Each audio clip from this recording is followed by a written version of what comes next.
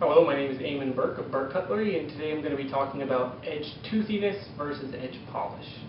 Although basic sharpening doesn't have to be really too complicated, one of the more interesting discoveries that I've made in knife sharpening has been that there are different kinds of sharp. You can have a knife that works really good at some things and then sharpen it differently and it'd be good at a completely different set of things. So to demonstrate this, I'm going to be using this Zwilling Henkel's, this is a 4-star.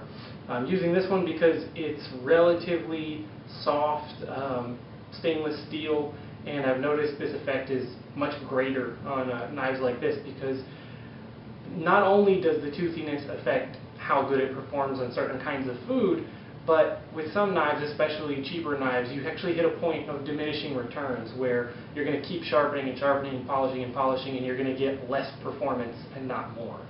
What I like to use for these tasks is a comparison between a tomato and a carrot, and that actually just came from personal experience, but the tomato has skin that you need little teeth to basically break through to start cutting into the tomato, and once you're inside the tomato it does okay. And a carrot likes a nice polished edge, and the teeth don't really help do anything because the carrot's so hard. It likes to have that kind of wedge to separate all the different little cells and fibers in the carrot.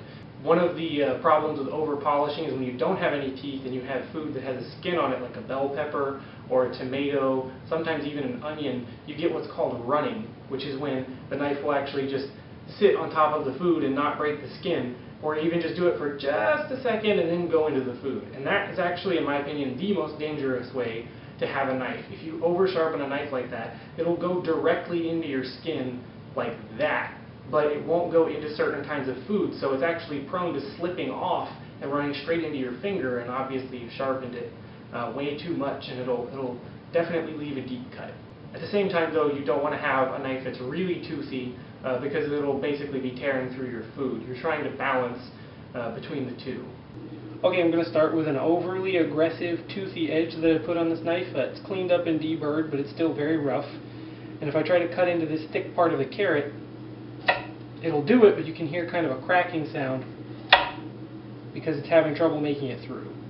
Meanwhile, on this tomato here, all I have to do is put the knife on it and just move it and it falls right through. No problem. Okay, now I have the same knife, but this time I've polished it way beyond reason. I just shined it up basically like a straight razor, cleaning up the edge until it was just buffed like a mirror. Let's see how it does. Okay, we're going to go ahead and cut the carrot again and see how it does. Didn't cut through super clean because the knife isn't great, but the edge is not really giving me any resistance. It's kind of just breezing through without any problems at all. This edge will actually shave hair on your arm pretty good. Meanwhile, you take that same very sharp edge, seemingly, and try and cut a tomato just like you did last time, and this is what you get.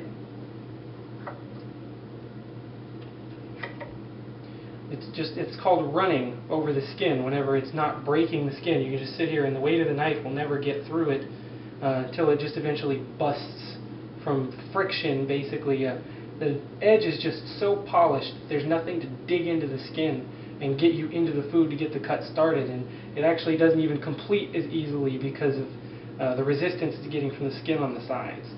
Well, I hope that what you take away from this is that just because a knife can cut a tomato doesn't mean that it was sharpened very well. And also, just because somebody spent 3 hours polishing a knife doesn't mean that it's a really good edge.